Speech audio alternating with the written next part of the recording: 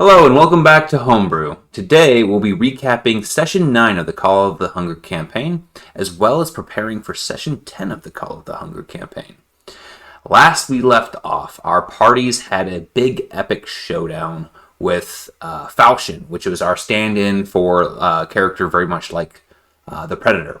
And honestly, I had a blast, and I think my players did too. The fight was drawn out, but it didn't feel like a slug where they're just sitting in a corner beating on each other. There's interaction with the environment. There was some tricks up the sleeve of the NPC as well as of the PCs too. And so honestly, I don't have too much to go over. I was really happy with the way it turned out, and we all ended up texting and stuff afterward and about how much of a good time we had. So what I would say is be prepared to, when you're running a session like that, be prepared to feel out kind of how things are moving, and be prepared to give your character, your big bad guy, a little bit more health if it needs to go on a little bit longer to make it feel like it's a big old battle, or a little bit less if you're dragging it out.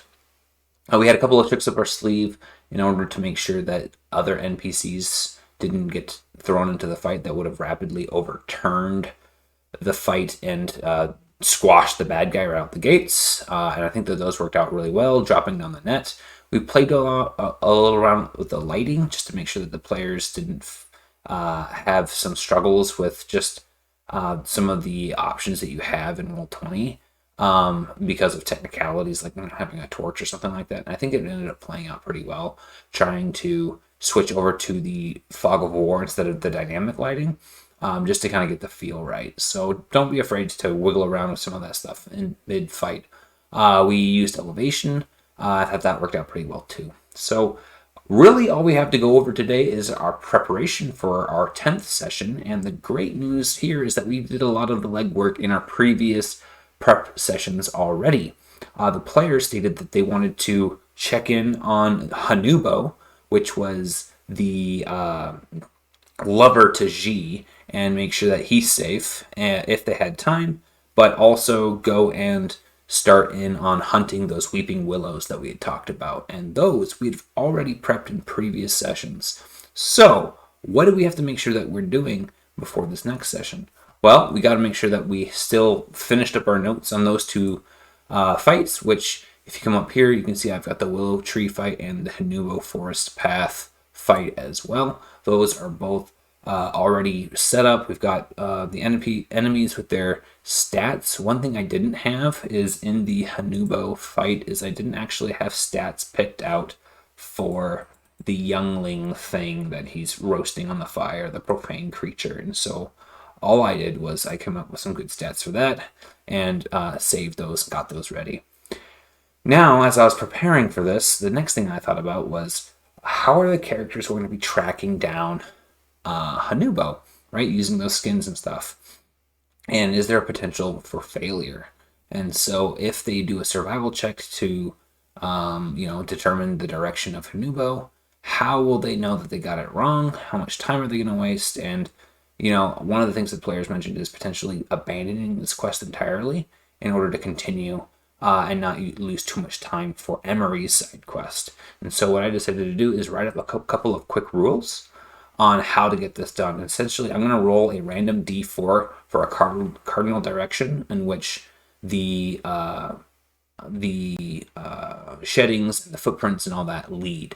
But the players can spend a story point to have that be any direction of their choosing. That way it's more convenient for them, the direction that it just so happened to be that this creature went. They'll still have to make sure that they can do their survival checks to be able to find out if they know which way it actually went. And then what we'll do is we'll say that if they fail the check, they spend a couple of hours going in the wrong direction and they circle back and then they can check again. So that way we have a punishment that is a loss of time.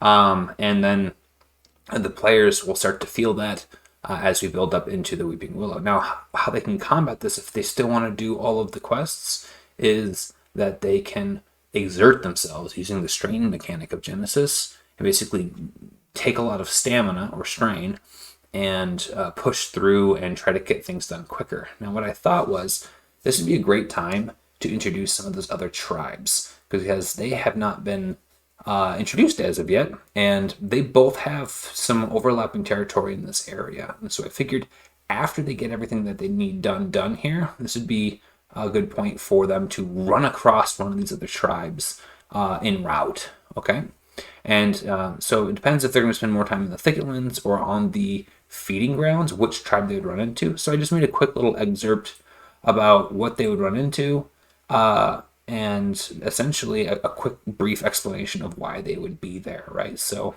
if they run into the Sillin in the thicketlands, they are essentially worried about some of their shapeshifters going feral, not being able to shapeshift back out of their bestial form, and they've been hunting them down to try to grab them and bring them back and take care of them. That's why they're over here. They're just chasing someone. Same thing with the ground floor Flayan. The feeding grounds Flayan is that some Tekeknu escaped. They're rounding them up and bringing them back. So they're going to say, hey, you guys can help us. If not, whatever. But just so you know, you're you're trespassing in our territory. So that's a problem. At which point Wallaby can step in and say, hey, no, these guys are guests of Bracken Bastion, and then we can just honestly improv it at that point. But we've got a quick map made up with a couple of wolf riders, large wolves, being ridden by some of the Flayan tribe on the ground floor. And I can show you guys that map real quick. So we just used one of our general template maps that we had from before, and then we just threw some NPCs on it. I've just got the wolves, and then if the wolves ever separate from their riders, I've got a couple of riders down here that I can add into the map. Should they get like shot off of their mount or something like that, and then get up and then have an extra round into the encounter, right? And then the same thing with the shapeshifters. So we've got a map here that we're going to just throw in a couple of the NPCs and throw in the players, and then we're good to go. For us, the shapeshifters, which I actually haven't added to the map, so good thing that we're doing this, right?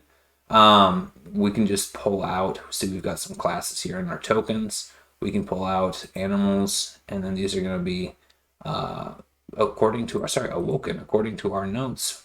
They should probably be Leonin in style, so we can just open up this tab here. And then we can pull out, see their shapeshifters, right? So we can pull out like a were-tiger or something like that, real fun.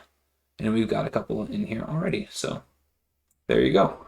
We'll put in a couple of those, go over here, grab our players.